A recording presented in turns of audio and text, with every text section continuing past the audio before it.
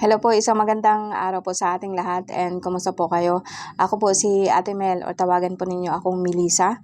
And sa lahat po ng mga nandito po ngayon, welcome po sa channel po natin. And sa ngayon po, marami po ang nagre-request po sa akin na itatawas po natin ang ating dating Pangulong Rodrigo Duterte. And since na alam ko na po ang birthday niya is March 28, 1945, 80 years old na po siya ngayon. And sa totoo lang, alanganin po ako guys, Pero sa akin po is like, isa din po ako sa umiidolo po sa kanya, And isa din po ako sa mga Filipino po na talaga pong nagkakaisa. So, gusto ko pong gawin to and ipakita po ang suporta po, hindi lang po sa ating Pangulo, kundi sa ating pong lahat na sambayan ng Filipino. And dito makikita po natin, kung gaano po natin kamahal po yung dating Pangulo po natin, Hindi siguro dahil sa mga nagawa niya, wala namang taong perpekto, pero para po sa akin is at least po nagkaroon po tayo ng bakal na kamay o sabihin po nating mahigpit po na nagiging Pangulo. Pero sa totoo lang guys, ang more concern ko is tayo na mga Filipino. Dapat pairalin po natin ang pagkakaisa po, at pagmamahalan po natin, Kung meron po tayong hindi nakikitang hindi maganda, so dapat po i-voice out po natin yan. Dapat po is like ipagtanggol po natin ang ating karapatan bilang Filipino, bilang tao, and bilang mamamayan po, And sa ngayon, so gusto ko pong seryoso tayo masyado, Gusto ko pong mag-alay po ng kandila, sasabayan po ninyo ako. Hindi lang ito para sa health po ng ating Pangulo, kundi para po sa katiwasayan po ng magiging kaso po niya, and then para din po ito sa lahat po ng ating mga sambayanan, mga kababayan po natin, na nagmamahal po sa kanya. Etong kulay na ito, I choose violet, purple, para po sa lahat. This is the most healing candle or color po sa lahat. And kumbaga sa akin is like parang hindi lang po ito healing po sa kung anong meron siya, sa anong karamdaman niya, kundi healing po ito sa buong mundo, sa buong mga Filipino, na abot po ang iba't ibang mundo po, na naaabot po nito, So, sabayan po ninyo ako, Mahal na Ama, mahal na Ina, and mahal na anak na si Jesus. Sa lahat po ng nakakarinig po sa akin, nawa po pagbigyan po ninyo ang hiling ko na bigyan ng liwanag ang buong Filipino, buong bansang Pilipinas, and ang bawat isa, na sana po magiging peaceful po tayo, magkaroon po tayo ng pag-ibig sa bawat isa, ipaglaban kung anong karapatan meron ka, and pagmamahal po sa ating bansa. Amen po, So, let's see. Tingnan po natin, And sa totoo lang, nininervyos po ako, And so, let's do this, And gagamit po ako ng pinakabago kong tarot card, This is a White Rider. And tingnan po natin, And so ang dating Pangulo, Rodrigo Duterte, March 28, 1945. 80 years old na po siya noong March 28. So, ka-birthday po sila ng kapatid ko, yung bunsong kapatid ko, Aris po si Sir. And okay. And meron po akong, so biglaan po to, Ang daming nagmamahal po talaga sa kanya, And alam niyo, ang unang lumabas po sa akin is like sobrang sakit, or sabihin po nating pananambang po sa kanya, kasi lumabas po itong The Tower. And ang sumunod dito is itong sinatawag po nating 6 of Cups and 10 of Cups, So eto, parang kung ako ang titingnan niyo, hindi lang po ito sa sakit, si Tatay Digong po sa ngayon, parang hirap po siya talagang tumayo, and dahil po sa sobrang sakit po ng likod. Pero pwede din po itong tawagin po natin, na maaari po talaga na isa o sa itinuring po niyang pamilya po ang nagtatraidor po sa kanya. So pwedeng sabihin po natin na ang hinanakit niya, hindi natin alam kung ano po talaga ang nangyari. Pero sa ngayon, kung titingnan po natin ang health niya, ito po yung nakikita ko. Yung parang sa paa po niya, no, parang hirap po siyang tumayo, no, masakit po ang likod niya, no. And sumunod po, so 8 is working. Hanggang ngayon, nagtatrabaho pa rin po siya, no. Makikita ko dito na kuminsan talaga pong nahihilo po siya.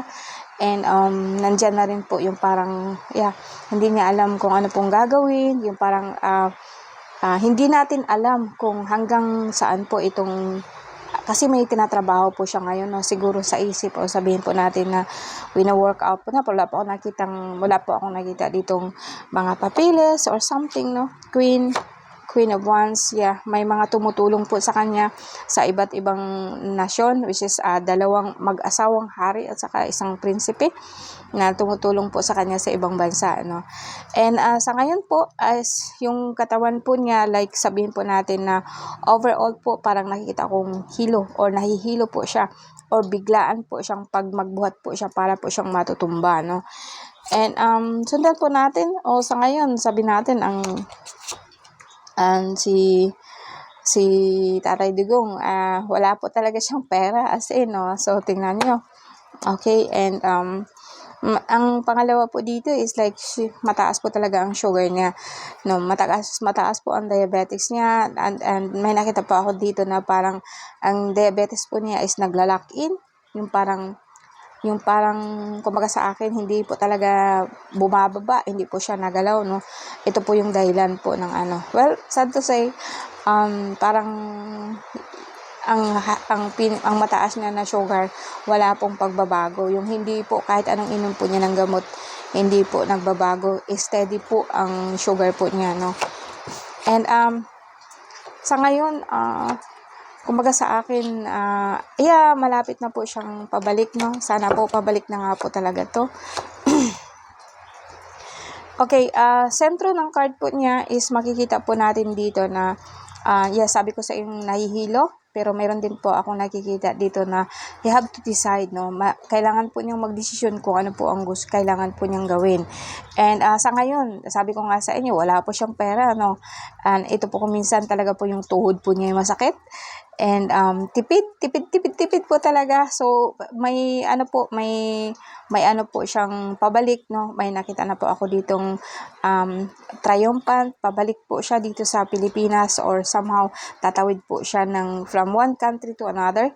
And then dito sa atin, no, alam niyo, meron ako nakita dito na parang ang dami po kasing sabihin po natin na chismis po, no. Okay, hold on po, no. Ma'am, please po, nagre-record po ako. Ay, sorry. So, may nakita ako dito na sabihin po natin, no, na sa sentro po sa outside po ng force po niya, like siya po talaga tipid na tipid sa pera, no. Kung makita ninyo yung mentality po ng ating Pangulo, para pong sabihin po natin na yung wino-workout niya something, parang alam po niya na parang wala po nangyari, parang naglaho po kasi buwan po yung sumunod, no. And but then may tumutulong po sa kanya, medyo mayayaman po talaga ito, no. Tinatawag po nating Queen and King po, na kung saan talaga pong natulong po sa kanya, and ito yung nasa ibang bansa po ito. And sa ngayon, palabas, sabihin ko sa inyo na etong nagtatraidor po sa kanya, o sabihin po natin na parang yung hindi po, sabihin natin na nagtatraidor po sa kanya, actually parang ito'y kulang sa pera, yung bagang hindi siya nabigyan, kaya po siya palihim po na gusto po niya talagang paano po ang ating Pangulo, no, ipapahamak po ang ating Pangulo. I think hindi po ako nagkamali na pamilya lang po niya, or sabihin po nating member of the family, or mga tao po na itinuring niyang pamilya, yung nagtiwala po siya ng sobra, but then ito din po yung nagtatraidor po sa kanya, no. And pangalawa, sumunod dito is like, hirap po siya ngayon, alam niyo. And pagdating po dito sa Pilipinas, kung sakasakali pong makaano po siya sa Pilipinas, no, marami kasi siya ditong nababalitaan o naririnig po, no, na hindi pa naman siya talagang ito'y card lang po, no. So ito'y hindi po talaga importante seryosohin. Ito lang po yung nakikita ko, no? And parang kumbaga sa akin, may mga naririnig po siya na mga balita, mga chismis na ganun nga, no? Parang binabayaran po itong mga tao po na kung saan po nagtatraidor po sa kanya o tumalikod po sa kanya. Bayad po to. Parang binayaran po kung makita po ninyo yan, no? And sorry, hindi po sakit ang nakikita ko na ngayon, no? Sabihin po natin na parang alam kong hirap po siya sa kanyang balakang and hirap po siyang tumayo pero pinipilit po niya. Ito makakauwi po, no? Makakauwi po ito ng Pilipinas. Makakabalik po siya dito ng Pilipinas. But I'm just worried about po sa kanyang sugar kasi hindi po talaga nababa, no? And yeah, so etong sumunod, tingnan natin, no? Yeah, kailangan po mayroon pong good news po na matatanggap po siya mula po dito sa Pilipinas. Good news na po once, where parang ito'y triumphant, so babalik po siya. Ito'y 6 of Wands, no? Kung makita po ninyo, no, sa lahat po ng mga ano dyan. And dito, meron po siyang pipirmahan po, no, dito po sa atin. Good news po ito lahat or balita po na maririnig mula po dito kung saan po siya nanggaling, no? 4 of Wands, so ito'y news po kung saan siya nanggaling. And ang sumunod po dito is 8 of Wands, which is good news, no? And yeah, hopefully, no, sir, marami siyang mga regrets and marami siyang alam. Ito naman po is judgment, no? Parang kumbaga sa akin, may nakita po ako dito na at the end po yung judgment na ibibigay po sa kanya, no? And parang malabo po siya, hindi po siya neither good, neither bad, no? Pero iniisip na po talaga nito, nalulungkot po siya, no? And yeah, may mga galit po siya sa mga tao na may mga tao po kasi na sa likod po ng kanyang nangyayari po sa kanya, may mga tao po na nagtatagumpay na palihim po na nagse-celebrate po, no, kung ano po ang mangyari po sa kanya. Pero ito'y basic po sa tarot card lang po, no? So, ang sa akin po, wag po nating masyadong dandamin yung mga sinasabi ko. May mga tao po talaga na natutuwa sa mga nangyayari po sa kanya, galit, no? Mayroong nagagalit, mayroong natutuwa. So, mix po siya, mix emotion. Ito'y sa kay Sir Digong po talaga. So, makita ko din po dito na masyado po malapot po yung dugo niya. Siguro dahil hindi nga po siya masyadong nakakagalaw.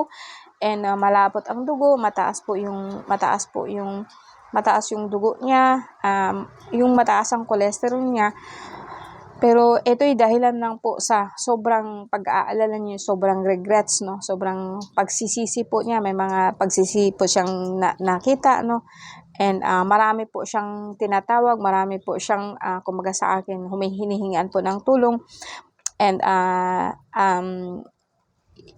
parang alanganin ang mga to na lumantad kung sino po sila, no? And sa ngayon guys, no, ito yung nakita ko, so dead end po talaga yung parang ang kanyang sugar mataas po talaga, sinabayan pa po ng pagtaas po ng dugo. Kumbaga kaya po talaga pong masakit po yung lower back po talaga niya, at saka yung tinatawag po natin na lower back, yung lumbar, no? Pero okay po siya, no? Okay po ang kidney niya, okay po yung yung talagang sugar siguro dahil sa pagod, no? Sa pagod, pag-aalala, siguro nalulungkot po siya, no? And tingnan natin kung tanungin natin kung ano po ang may itulong, no? Kung ano po ang mangyari po talaga sa kanya po, no? So, ang mangyari po sa kanya is sex celebration. So, makakawala po siya sa kung ano man pong binibigay po sa kanya, no? But after that, no, parang kumbaga sa akin, yung tinatawag po natin na celebration, no, hindi na po siya masyado po na, kumbaga kung sa inner lang po niya, no, yung peking, yung panlabas po na kasiyahan ng mga tao. And sa totoo po, hindi lahat ng tao na nakikisimpatiya sa kanya is like yes, totoong nagmamahal po sa kanya. And ayaw po niyang makipagplastikan, ayaw po niyang harapan sa mga tao po na ganito, and instead po is just walk away. Wala po siyang sinasabi, wala siyang sinasabi ng kung ano-ano. He just want to walk away. Gusto lang po niyang umalis at ayaw na po niya nga ng sobrang yung bagang sobrang pakikiharap sa mga tao na mga peke, no? And ito naman, kung ano man po ang mangyari, alam ko po na okay po ang magiging resulta ng hearing niya. Although marami po ang magagalit, pero talaga pong neither good nor bad, no? Kung ano man po ang magiging desisyon po, actually tanggap niya na po 'yun. Kasi ang iniisip po niya is like, yeah, aalis na siya, gano'n, no? Sana wag naman po, no, Tatay Digong, no, na like you are giving up, no? Kasi nakita ko dito parang you are giving up, no? And you are giving up sa mga tao po na talaga pong mga plastic, ano, no? And you just wanna walk away, no? And like parang malungkot, no? Malungkot po itong card ko. Parang ayaw na po niyang makikiharap po sa lahat. And yeah, gusto na po niyang lumisan. Gusto na po niyang, you just emotionally walk out. Yun po ang nakikita ko kay tatay, no? And 3 of 7, yes, parang sa akin, actually, sa totoo lang, no, si Tatay Digong is still working. May mga pera po kasi siya, no. Hold on po. May mga pera po siyang mga binitawan kasi na hindi pa po nagkakaroon ng parang may mga pera po na involved na kumbaga sa akin parang ininvest niya or hindi pa siya kukunin niya, and hindi po niya makukuha, ganun. Ito ba frozen po ba ang lahat po ng mga pera po niya, no? I don't know. So hindi natin alam kung ano talaga nangyari sa batas, no? And ito isay ko minsan, yes, yeah, may nakita po talaga ako dito na minsan he's just tired, he just want to rest, he just wanna walk away. Kuminsan parang hindi, yung bigat po ng obligasyon niya, parang kuminsan is getting a toll on his back. Parang nabibigitan na po siya sa mga dala-dala po niya. Kasi sa totoo lang, matanda na po kaya si Tatay Digong, no? And yeah, parang may travel po siya, no, pero hindi pa siya sigurado kung kailan. Ang alam ko lang is like kung makakabalik po ba talaga siya dito, no. I think choice, palagi po akong nakikita dito na pera po talaga ang involved, which is wala po talaga siyang pera sa ngayon. Siguro hinahanapan siya ng pang-piyansa ba yun? Pwede ba yung gano'n? No? Wala po akong masyadong kalam, basta ang alam ko dito is just like meron po siyang pipiliin, meron po siyang mga choices, and actually sa totoo lang lagi po siyang galit, no. Alam niyo naman po siya, no, parang lagi po siya talagang nagagalit, no, ano po siya, pero alam po niya kung anong ginagawa kasi to of source, no. And pero at the end talaga pong yung binabalanse po niya ang lahat, no, hindi po niya basta-basta po nagsasabi, basta hindi po siya nag-ano, kasi parang sa akin matalino po ang ating mahal na Duterte, no. Eto guys, no, eto po yung nakikita ko sa kanya. So far po, wala po tayong nakikitang closure kung ano po talaga ang mangyayari, no. Actually, merong good, merong bad news kung sa kaso po niya, kung ma-acquit po siya, no, and is a yes, and also there is also a negative one, no. So baka po merong kaakibat po, no, acquit siya, pero kumbaga mayroon pang mga iba-ibang klase pong sangkot. Ang worried ko lang po isang health niya, yung parang palanakit po ng lingkod niya, yung sugar po niya talaga pong hindi siya nagbababa o nagtataas. But kung tatanungin niyo ako if ma-acquit po ba siya, it's a yes. It's a positive, no? Very positive, no? And yeah, that's all, no? And sana po you enjoy this. Thank you very much po, no? And sa lahat po ng mga nandito po ngayon, no? Let's pray for every Filipino na sana po is magkakaisa po tayo sa lahat po ng panahon, no, where kahit sino pang magiging presidente po natin, basta tayong mga Filipino magkakaisa. And yun po ang dasal ko para sa overall po na malalakas po tayo, malalakas po ang mga Filipino pagdating po sa spiritual. Yung paniniwala po natin sobra-sobra, no. So, that's it. Hindi po tayo basta-basta po matitinag. Alam ko po yon, katulad din po ni Sir Duterte. Maraming salamat po sa inyo guys, and sana po, no, patubayan po tayo, patubayan po siya ng ating mahal na ama at saka mahal na ina. Thank you po guys, and magandang gabi po.